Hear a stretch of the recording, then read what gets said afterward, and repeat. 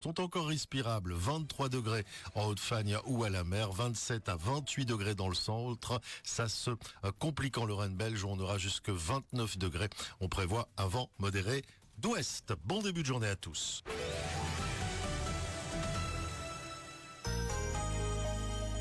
Le festival Vacances Théâtre Stavelot du 3 au 12 juillet.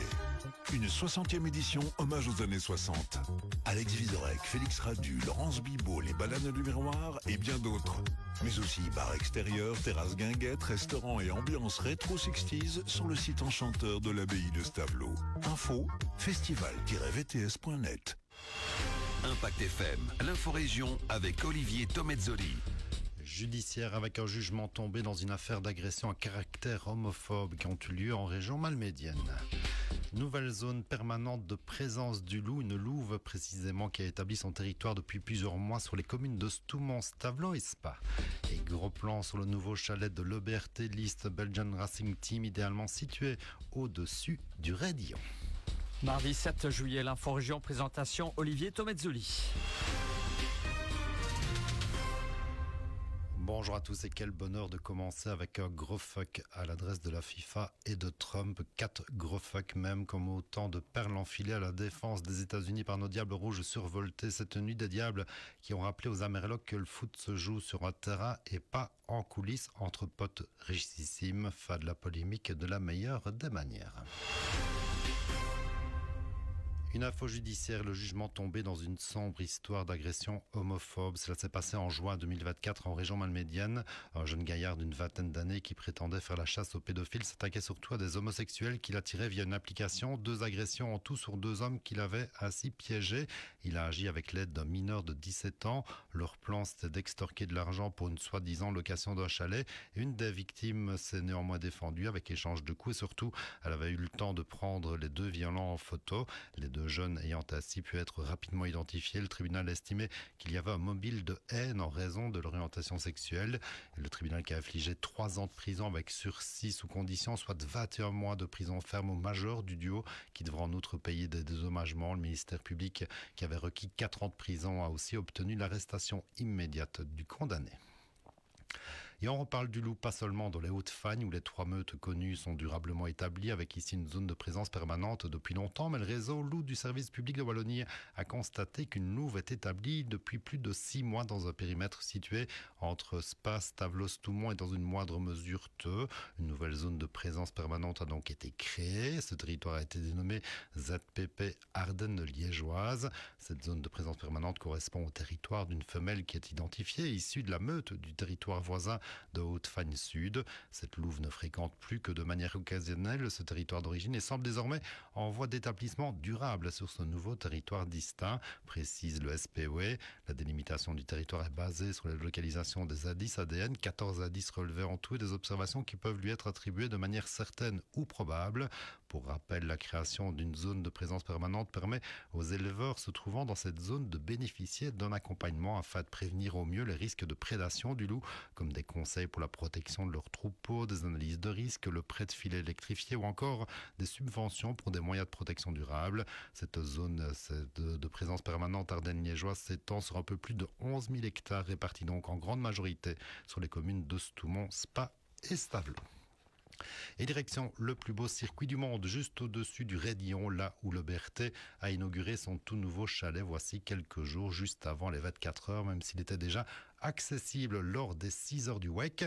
Un nouveau lieu en remplacement de l'ancien chalet qui avait été détruit pour construire la nouvelle tribune du Rédillon. Mais pour Jean-François Elst, président de List Belgian Racing Team, ce nouveau chalet est sans doute un des plus beaux lieux de rassemblement entre amis autour du circuit et le club n'a vraiment pas perdu au change. Oh non, on n'a pas du tout perdu au change. Alors bon, c'est sûr que tout le monde s'accrochait, principalement les anciens, à ce fameux chalet du Rédillon. Et puis à un moment, il faut se rendre à l'évidence, le circuit avait besoin d'évoluer également. Ils ont construit une magnifique tribune, il fallait vendre le chalet pour l'occasion. Aujourd'hui, on n'a pas du tout à se plaindre parce que cette tribune attire également énormément de monde dans le Rédillon. Et c'est tout profit également pour une buvette comme la nôtre qui vient de voir le jour au sommet du Rédillon, à la place de ce fameux chalet. Alors justement, on parle du chalet de l'EBRT ici encore, mais en dur, bien entendu. Qu'est-ce qu'on y trouve exactement ici ?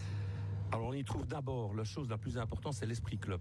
L'esprit club de l'EBRT, avec tous les bénévoles, des pilotes, des administrateurs, tout le monde vient ici dans la bonne humeur. On retrouve énormément de clients passionnés, des clients qui reviennent.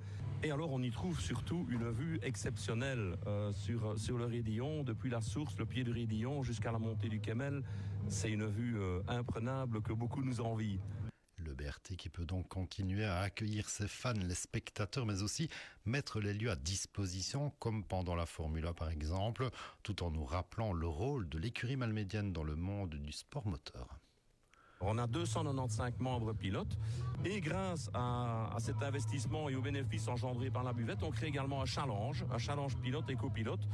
Et en fonction du degré de l'épreuve, du rallye, circuit, slalom, course de côte ou autre qu'ils réalisent, on leur redistribue une partie des primes fin d'année. On redistribue tout en fait pour les aider à assouvir leur passion qui leur coûte une fortune. C'est une grosse écurie aussi, il y a des noms ronflants qui sont affiliés chez vous. Oui, bon, je n'en citerai qu'un qui est ici aujourd'hui à l'inauguration, c'est Bruno Thierry, par exemple. Donc Bruno Thierry, il faut savoir, quand il a débuté sa carrière, il était à zéro, il n'avait pas de boulot. Et c'est l'écurie BRT qui lui a donné quelque part un petit salaire pendant quelques mois pour pouvoir le lancer. Donc il est lancé aujourd'hui. Plus récemment, un jeune pilote qui n'est pas de la région, qui est Hugo de Wild. Alors je dois tous les citer, surtout les régionaux, pour ne vexer personne. Mais voilà, Hugo de Wild, aujourd'hui, il est pilote officiel BMW Motorsport, en championnat d'Europe, championnat du monde. Et on a des tas de jeunes. On a les Genton Cartel à l'art qui montent en flèche. On a vraiment de tout bons pilotes. Et voilà, et ils viennent pas pour l'argent, ils viennent surtout pour l'ambiance du club. Chaud. Et il fait chaud encore cette semaine avec la barre des 30 degrés qui sera encore franchie à certains endroits d'ici le week-end. Pas la canicule qu'on a connue en juin, mais pas loin quand même. Alors, pour rappel, pour se rafraîchir, il y a les lieux autorisés, certains surveillés, comme les piscines communales en plein air, Malmedy, Trois-Ponts, Stavelot par exemple, mais également les plans d'eau comme Robertville-les-Bains ou encore Warwicken, où la qualité des eaux est contrôlée régulièrement avec surveillance aussi. On rappellera encore cette année que les baignades dans les rivières sont déconseillées en raison de possible présence de bactéries.